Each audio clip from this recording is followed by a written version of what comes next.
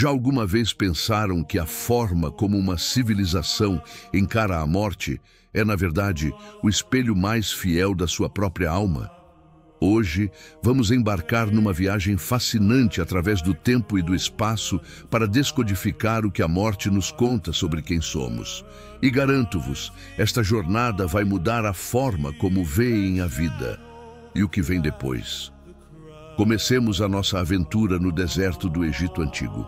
Para os egípcios, a morte não era um ponto final, mas sim a mais importante de todas as viagens. O objetivo não era apenas morrer bem, era viver para sempre. Tudo girava em torno da preservação.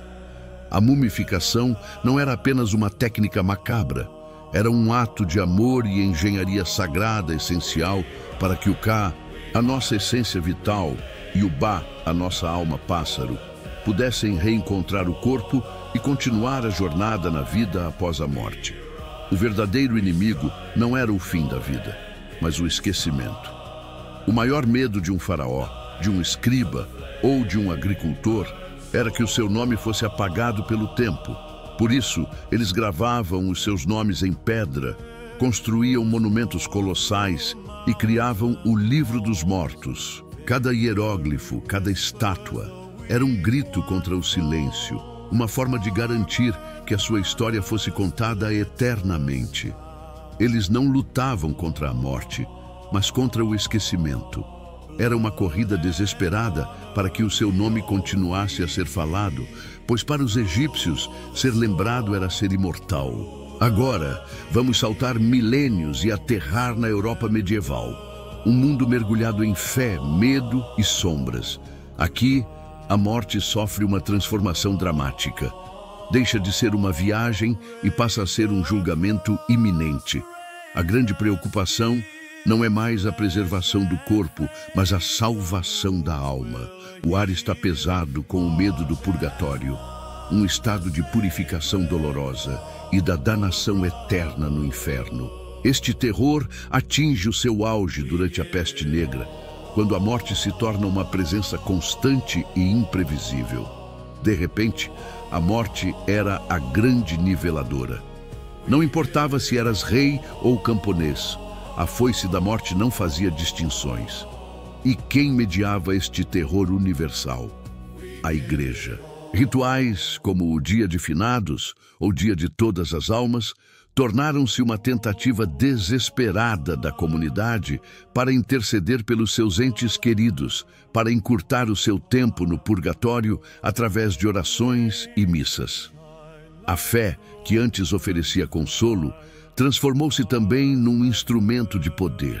Controlar o destino da alma após a morte significava controlar a vida na terra. O medo do além tornou-se a moeda com que se construíam catedrais e se governavam reinos. Da escuridão da Europa, voamos agora para um lugar onde a morte é recebida com cor, música e flores, o México, durante o Dia de Muertos. Aqui, encontramos uma filosofia completamente diferente. A morte não é uma ausência, é uma mudança de endereço. Não é o fim da relação, mas uma nova fase dela. Esta não é uma celebração da morte em si, mas uma celebração vibrante da vida daqueles que partiram. O ritual central é a ofrenda, um altar espetacularmente decorado. Mas não se enganem, este altar não é um memorial triste, é um portal, um convite. As famílias preparam-no com as comidas e bebidas favoritas dos seus entes queridos, com as suas fotos, com flores de cempasúchil, cujo aroma guia as almas de volta para casa. A ideia é que por uma noite os mortos não são apenas lembrados, eles estão presentes. Eles regressam para partilhar uma refeição, para ouvir as histórias, para sentir o amor que deixaram para trás. O conflito aqui não é contra a morte, mas contra a tristeza. A maior forma de respeito que se pode prestar a quem partiu é não deixar que a sua alegria desapareça do mundo. No México, a memória não é apenas uma lembrança, é uma presença viva. E a celebração é a vitória esmagadora da memória sobre a ausência. Egito, Europa medieval, México. Três civilizações, três visões radicalmente diferentes da morte. O que é que isto nos diz? Como historiador, vejo um fio universal que une todas elas. Cada ritual, seja a mumificação, a missa pelas almas ou a ofrenda colorida, é a tentativa profundamente humana de dar um nome, uma forma e um sentido àquilo que, por natureza, não tem nome: o fim. Encaramos a morte com rituais porque eles são a linguagem que usamos para processar o luto. E o luto, no fundo, é apenas o preço que pagamos pela conexão, pelo amor. O medo do esquecimento no Egito, o terror do julgamento na Europa, a celebração da memória no México, todos eles nascem do mesmo desejo fundamental: que a vida que se foi tenha significado, que não tenha sido em vão. No final, a história é talvez a maior oferenda que podemos fazer aos que já não estão aqui.